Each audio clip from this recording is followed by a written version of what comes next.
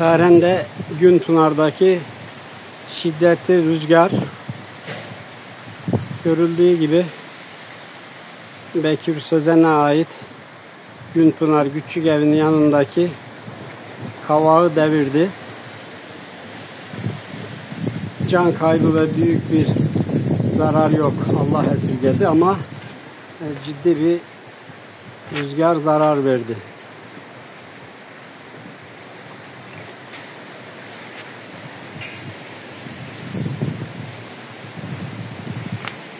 Görüldüğü gibi her iki tarafta da evler var. Allah'tan iki evin arasına devrildi kavak.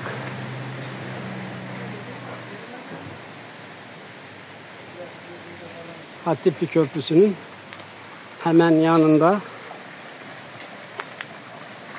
Aşudu Deresi'nin, Günpınar Deresi'nin yanındaki kavak ağacı kökünden söküldü görüldüğü gibi.